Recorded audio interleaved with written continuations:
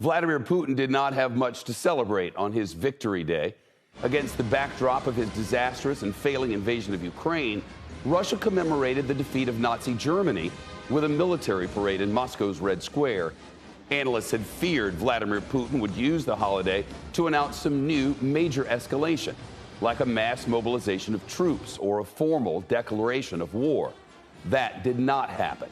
Instead, the Russian dictator gave a defiant speech defending his decision to invade Ukraine. Putin spouted his bizarre conspiracy theory that Ukraine is run by neo-Nazis, even though the president of Ukraine is Jewish. I am now addressing our armed forces and the militias of Donbass. You are fighting for your homeland, for its future, so that no one forgets the lessons of World War II, so that there is no place in the world for executioners and Nazis. For his part, the Ukrainian President Volodymyr Zelensky delivered a fiery rebuttal. He gave his own Victory Day speech while walking the empty and barricaded streets of Kyiv. He called Putin a madman who is repeating the horrific crimes of Hitler. There is no occupier who can take root in our free land. There is no invader who can rule over our free people. Sooner or later, we will win.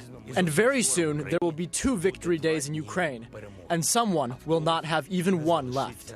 Meantime, Putin's all-out assault on eastern Ukraine is facing some big problems.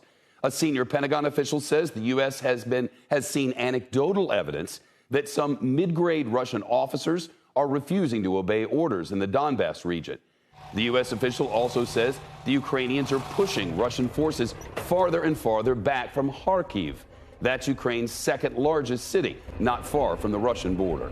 NBC's Cal Perry reporting live in the Ukrainian capital of Kyiv. Cal? Shep, that main parade in Moscow mirrored by a truly bizarre scene on the other side of the city where you had Russian officials taking part in their own Victory Day parade, laying wreaths, lighting a torch there. Truly bizarre when you take into account the fighting that is happening across the city, including at that Avastal steel plant. There was discussion today for the first time from Pentagon officials about what we've been hearing from Ukrainian officials, that in and around that area, as Ukrainian officials say it, the forced abductions of Ukrainian citizens taken to Russia. Pentagon spokesperson John Kirby talking about it today. We do have indications that Ukrainians are being taken against their will into Russia. Again, unconscionable, not the behavior of responsible power. Certainly another indication that he simply won't accept and respect Ukrainian sovereignty and that they are citizens of another nation.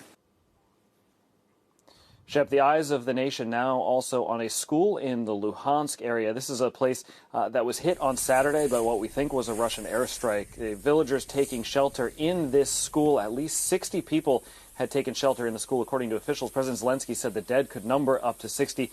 What is clear is that there could be dozens of people now trapped in the rubble. And just like that theater in Mariupol, it could be some time before rescuers get to that site because the fighting is fierce in the area and the Russian shelling continues.